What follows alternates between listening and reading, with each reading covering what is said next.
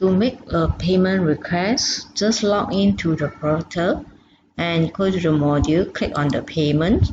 So you have two functions here. One is the payment application, the other one is the status listing. So I will go to the payment applications to apply my payment request. So you can put in your payment dates and also put in select your transaction type. Transaction type, we have few type here. So we have a Subcon project, Subcon advance. Okay, this is basically is a payment for the subcons. So we also have the P-payment non-project. P-payment non-project basically is for P-payment for the vendor who is not related to project. So you can actually put it as a P-payment non-project. Basically, it's an advance.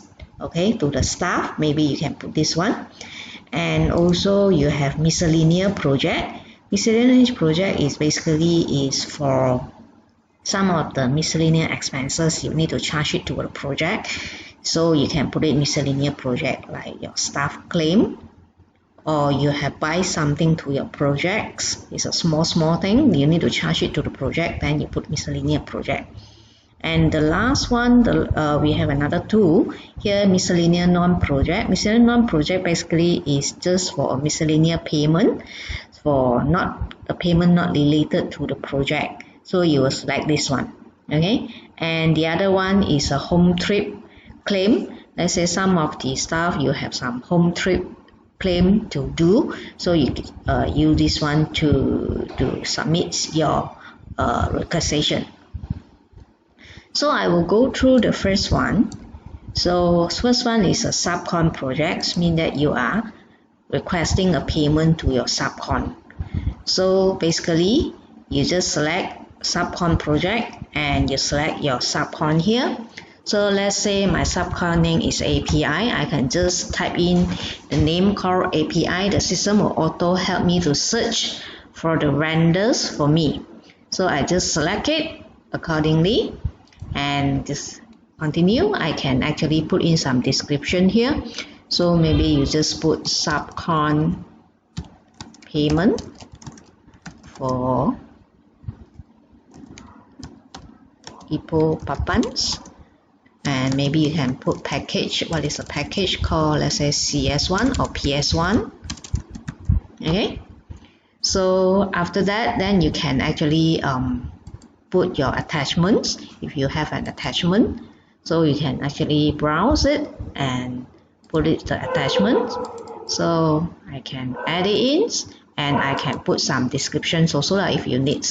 So and you put the second documents. So I just simply select one of the image here. So and I just put some comment if you need or descriptions. This is let's say contract or site picture. Okay, so I can just add it and close it. So you will be able to see that this is the attachment file names and also the description you have put in, and also here will show you who is actually attaching these documents in what date, what time.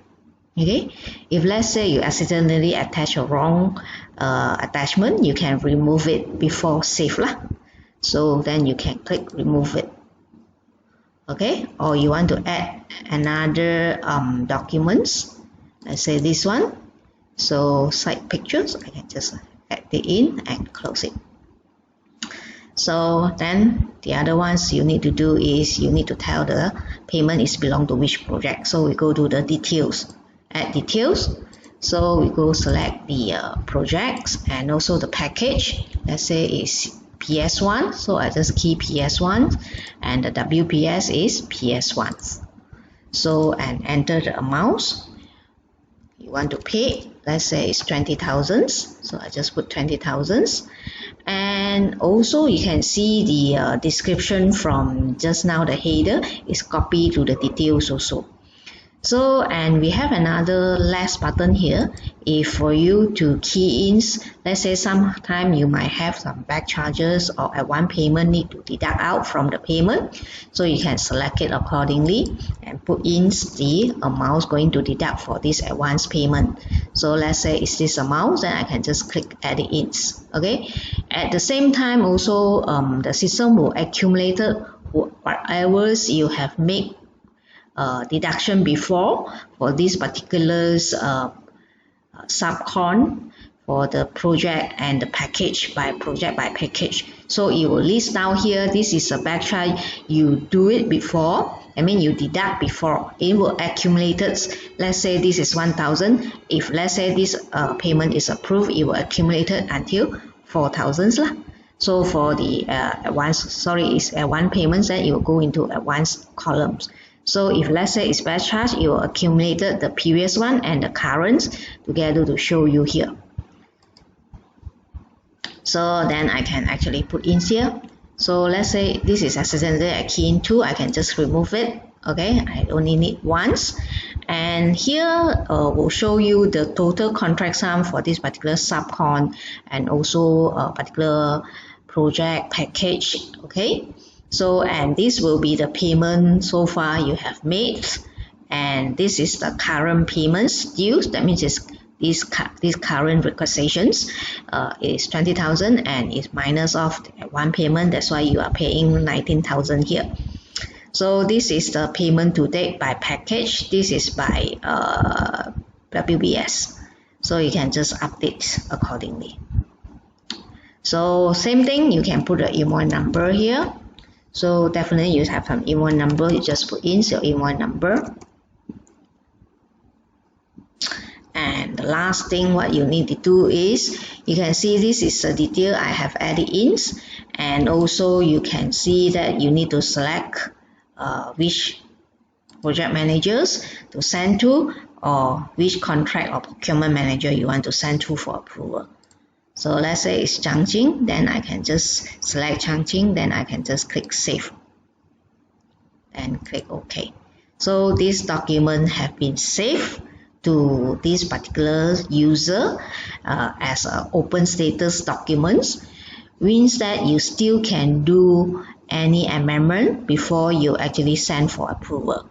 So if you think that this is okay, I will can submit for approvals already. So you can click the check buttons here. So once you click a check button, you cannot do any amendments from here. Okay, so because it's already sent out for approval. So if you're not sure most of the information here, you just click save here and don't click the check buttons. Okay, so once you, let's say this is okay, I need to submit for these approvals already, I can click check. So once you click check, if you go to the open status here, so this is basically is the status list here. So we have few status, waiting approval list thing, and also approved listing, opens listing, rectify, rejects, and all. So just now the transaction we have actually save it, and we have checked for send for checking.